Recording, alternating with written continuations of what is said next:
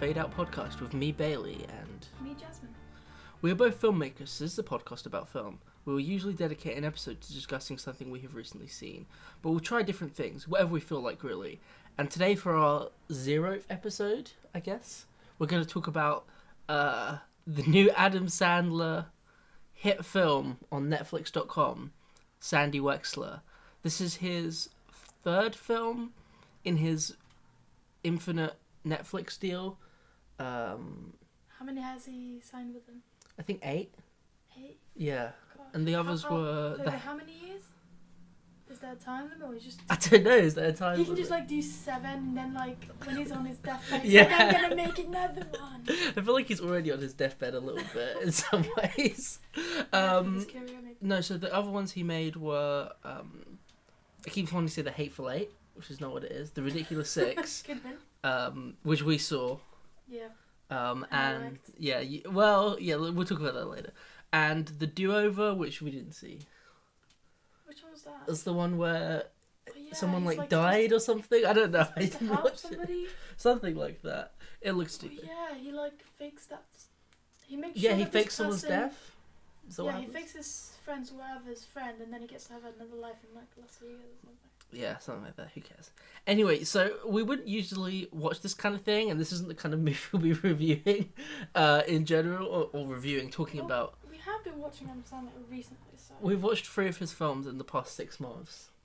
So, I guess we can say we're number 1 Adam Sandler fans. Yeah, we're the number 1 Adam Sandler fans. I feel like no one really, loves Adam Sandler. They just sort of, loosely tolerate him. It's like, let's put an Adam Sandler film on. It's alright, it won't upset me. No, I'm sure there's people who's haha, laughs at every joke. Do you think they're hardcore Adam Sandler fans still in 2017? Maybe not now, because he has, given up slightly. But anyway, speaking of giving up, the reason we watched this film, or the reason I told us to watch this film, surprisingly it wasn't you initiating this, considering you're such a fan, was because it got kind of, good reviews. I mean, good reviews, 2 stars instead of 1 star. Yeah, which is... But it's a big step up for his Netflix content, or just in general, I think. And so we're just kind of curious to see what it was about. You told me that people have at least enjoyed it and laughed at it, or with it, I mean, not at it. Which is more than, even if it's not in terms of a star, it gets another star, it's... People have actually talked nicely about it, talked fondly about it. Yeah. I mean... we could say about, something like Jack and Jill and Jack? Jack and Jill went Jack up the and hill. Jill. Do you not know the nursery rhyme? No, I'm not from England. Yeah, Jack and Jill. That was the other one we watched recently, which was... I think we can say his Netflix films, in terms of, how they're made, are much higher than the ones before. The difference in quality of filmmaking in Jack and Jill and this and Ridiculous Six. These are much more well made. Than Jack and Jill. Oh, yeah. That's Jack and Jill is scruffy. Lazy. Lazy. This is someone has efficiently done their job of making a film. Yeah. It's not great. There is one shot we saw that was out of focus in this film. But I mean, that happens in more movies than I think people realise. Yeah. But that was the only time I could really see anything technically terrible going on. So Adam Sandler plays Sandy Wexler, does his usual voice, and he's a talent manager. Talent scout agent thing? Whatever, he's a talent guy. In LA, of course. LA in the 90s, and he has a bunch of kind of shit people working under him, but then he finds this girl who's super talented. And she works... He meets her at undescripted Disneyland. Yeah, not Disneyland. Not Universal Studios. Not Universal Studios. Yeah. It's called the Magic Mountain. Oh, yeah, that's what it's called, isn't it? Yeah, the Magic... Yeah. And it sort of goes on from there. We don't want to spoil this riveting story. Well, we are going to probably We're definitely going to spoil the whole thing. Yeah. And honestly, you don't have to watch all of it for it to be spoiled. An hour in, you're like, okay, we kind of get it. So, what did you think? Just what are some general thoughts of the film overall? Well, as we've talked about before, I felt like this is it's Adam Sandler has put way more thought and care into making it a story. Like, I felt like when we watched Jack and Jill, it was kind of just, he slapped something together. Yeah. This is the character, and there's no story to it. Yeah, it's these two characters together. It's Jill coming in. Falling in love with Al Pacino. Yeah, like No, the the other way story makes around, no other way around. sense, and which is in this one, there is a story. There's likable characters. There's a kind of, it goes somewhere, even though that's kind of a stereotypical. It goes really well in the beginning, and then something comes in and fucks it all up, and then they meet again in the end, and you know. Yeah. At least it has a story, and it follows some kind of narrative structure, and he has likable characters, which is why I liked it, why I enjoyed watching it. Yeah, I definitely enjoyed it a lot more than the other films of his we've seen recently. And it was funny. I thought it was funny. It was occasionally funny. It was funny at the start and at the end than anywhere else, to be honest. Yeah, it was a bit. The middle long was a in the drought. middle, Yeah. It's not hilarious. It's not that clever, but there are a few funny jokes. There are a few kind of amusing scenes. Yeah. But I think the reason it's better, and it is probably the best film he's made for a while, is the character Sandy Wexler is based on his real life manager, and I think that sort of reverence and care for this person made him put a lot more into the character than he has in other characters.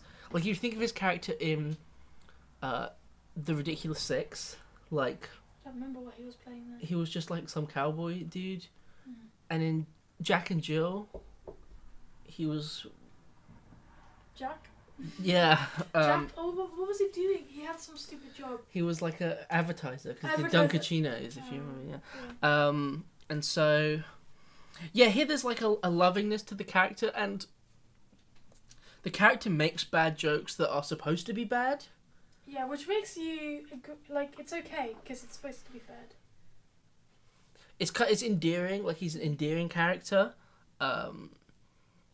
You know, he has like these repetitive little tics, like he laughs in like a weird way, yeah, does the clap. I do that too, though. I do the laugh and clap. Yeah. So I think that's kind of the core, what makes the film better. It's still quite rubbish, to be honest. There's like, some stupid jokes. there's a lot of A stupid... lot of, like, not sex jokes, but kind of like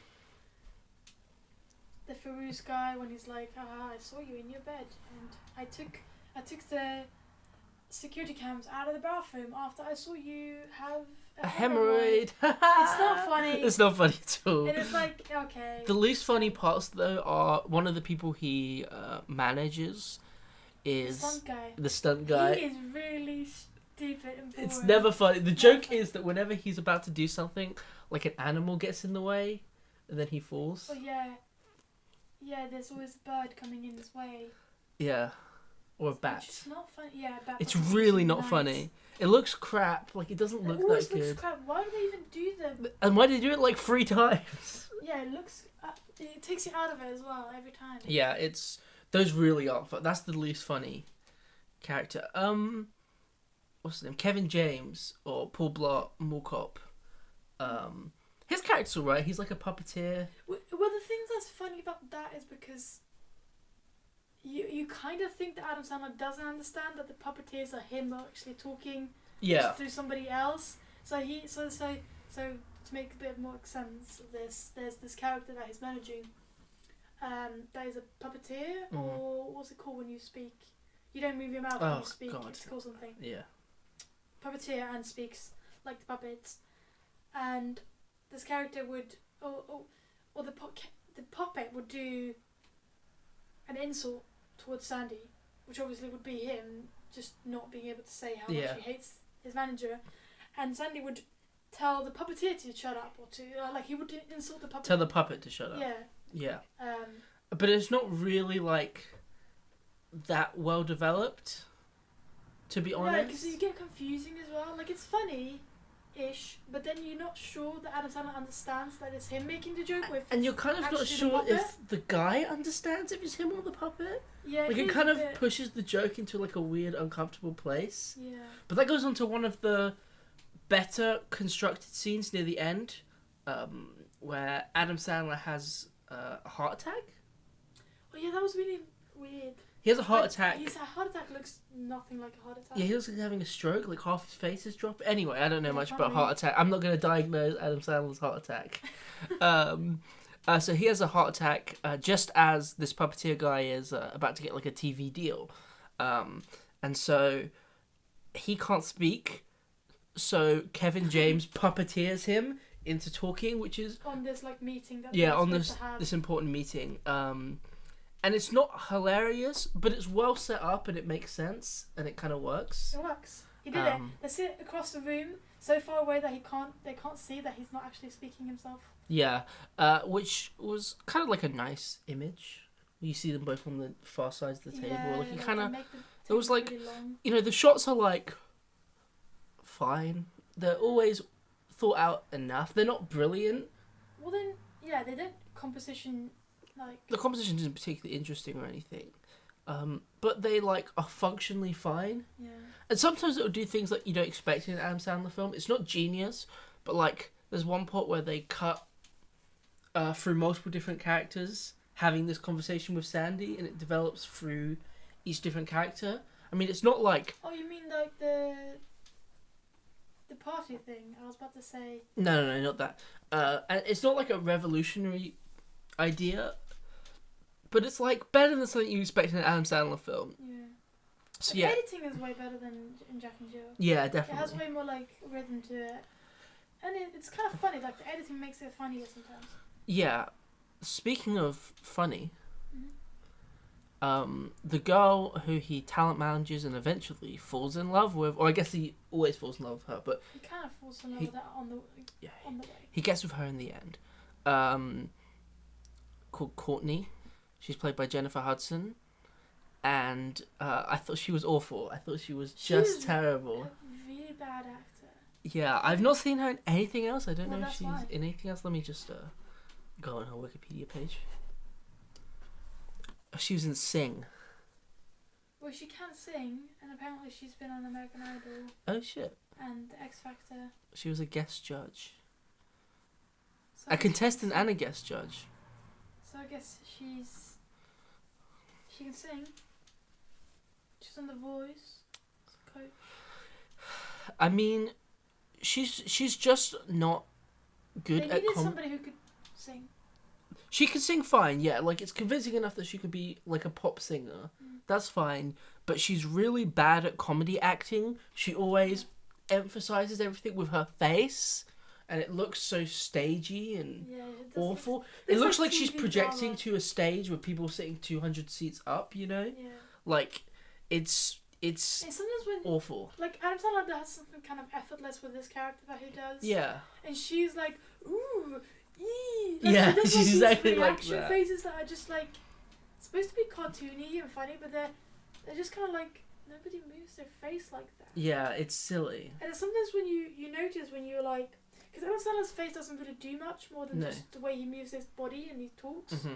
So sometimes when you're looking at a two shot or a wide shot when they're both in the scene, my eyes drift to her. Sometimes she doesn't really do anything. No, she's really not good. She's not like working on herself and her own expressions. So it's just kind of you just see her and she's just like, oh.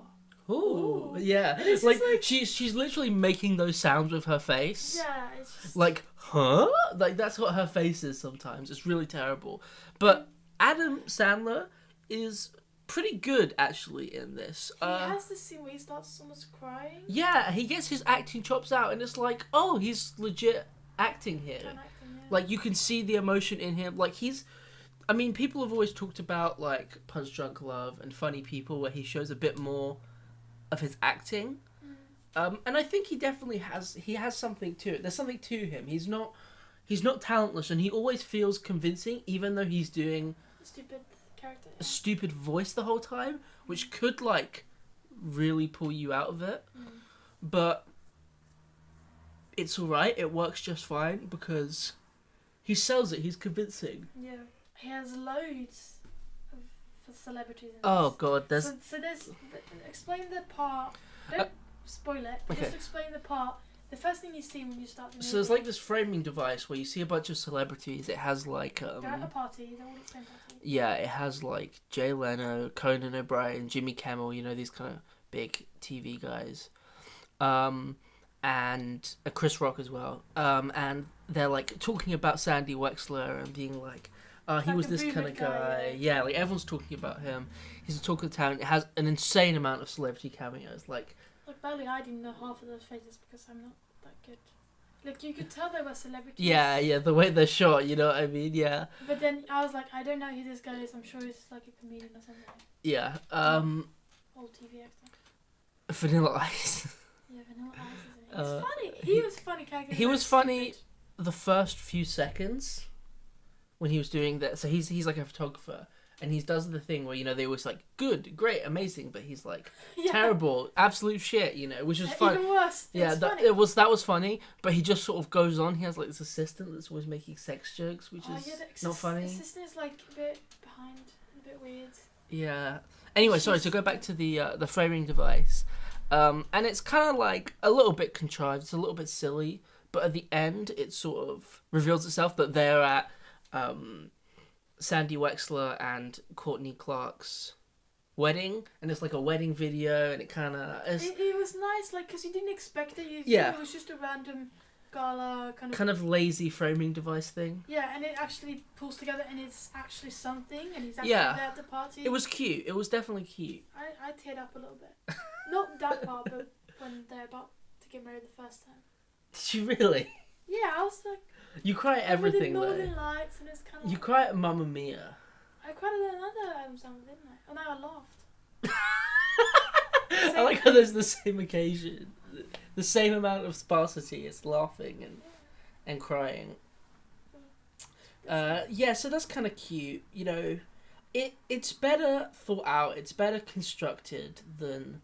And funnier than most of the time. Yeah, there's quite a few laughs. It's not hilarious, and there's a lot of bad jokes. Yeah. But usually the comedy is just in Adam Sandler's kind of character. He's kind of cute. Yeah. Yeah.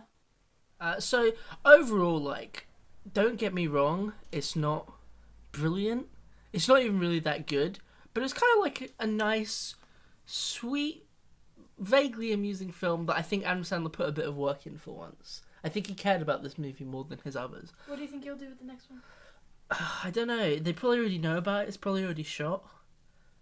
But I haven't read. Do you think it will be as good? No. Do you think it'll be definitely worse? No, because I think this has like a real person that's kind of driving it and driving him to make it good. I think the next one will just be same old, same old. Sadly. But this year he is in the new Noah Baumbach movie, which title's changed like 6 times, so I can't remember what it is. And obviously Noah Baumbach's like an actually good comedic filmmaker.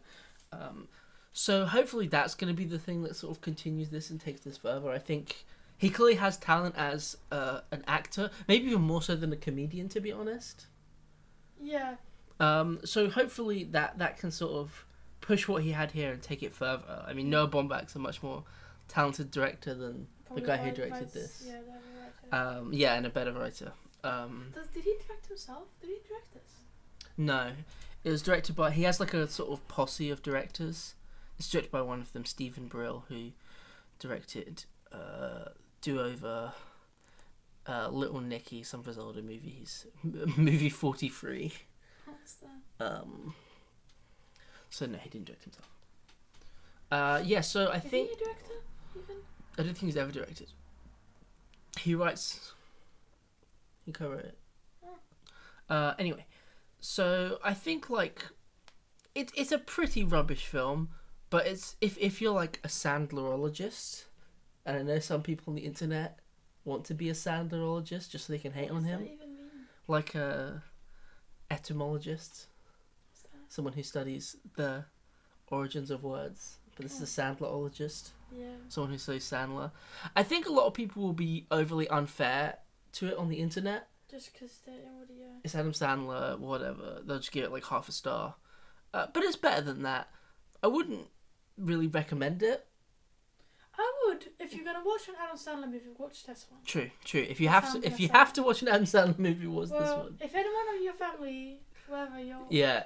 wants to see an Adam Sandler movie, this is the one to. Yeah, exactly. to If you're ask. sitting at home and like they're watching something on Netflix and they're like, I want to see an Adam Sandler film, just sort of lean them towards this one and less towards Jack and Jill. But I did laugh at Jack and Jill once, twice. I laughed once. I did a giggle. I laughed once. This one I hadn't laughed more than once. This one there was multiple laughs. Multiple, at least 2. There was around 10. Yeah, probably. We would like to thank our sponsors, maybe.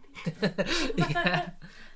And so now we're going to move on to our little closing section. We're going to do this at the end of every podcast. Try to at least. Yeah, try to. Called Mubi Movies, where we recommend a film that's on Mubi right now, which is like a 30-day streaming service. So every movie comes on for 30 days. And so they have like more curated stuff than Netflix. That's basically the gimmick. We're not sponsored or anything like that. No. But it's just like a nice way to recommend people movies. And obviously there's other ways to see these than on the site if you're not from the UK or whatever. Oh, is it only in the UK? No, there's different ones where you are. Oh, so they show different movies. Yeah. Yeah, because licensing. Okay. Yeah, because licensing is complicated. So anyway, we are going to talk about a movie we've seen from that, a movie we recommend. It might not necessarily be one we watched on Mubi, but just something that's on there right now. Yeah. We're going to be talking about Fox and His Friends, the Fassbinder film from 1975, because it's part of the Fassbinder season on Mubi, and there's also a Fassbinder season on the BFI, so you can go see a bunch of his movies there.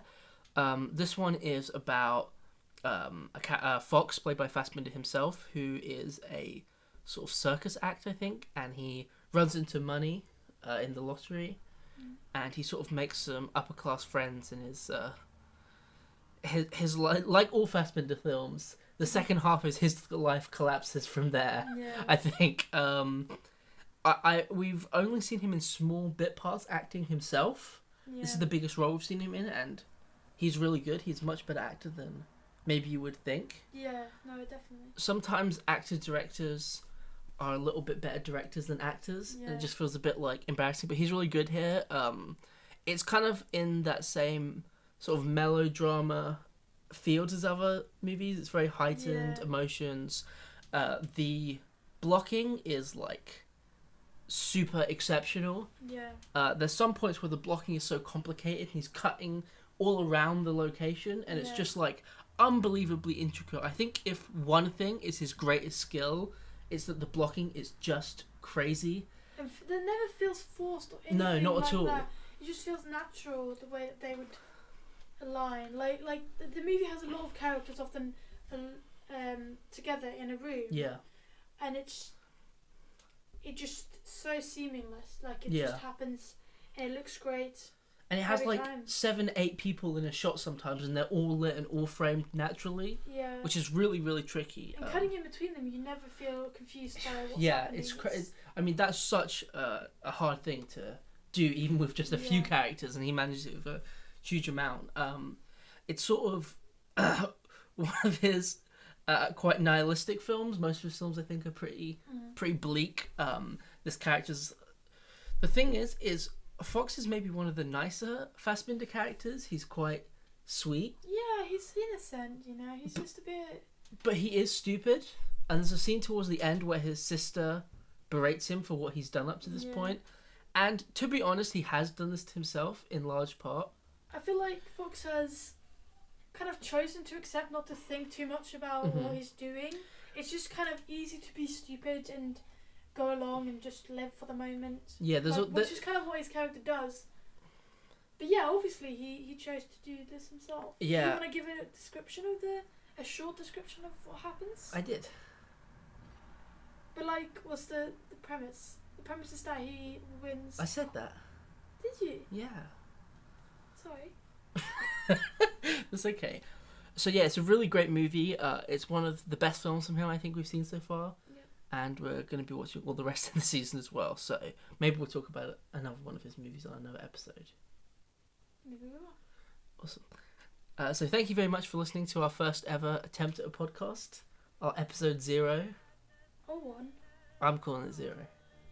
Why? You can't do 0 podcasts. It's the first podcast. It's the 0th podcast. Thank you for listening to the first The podcast. 0th podcast. And Goodbye. goodbye. The Fade Out podcast is edited by Jasmine Carlson, and the music is Deeper Love by the Agrarians. Thank you for listening.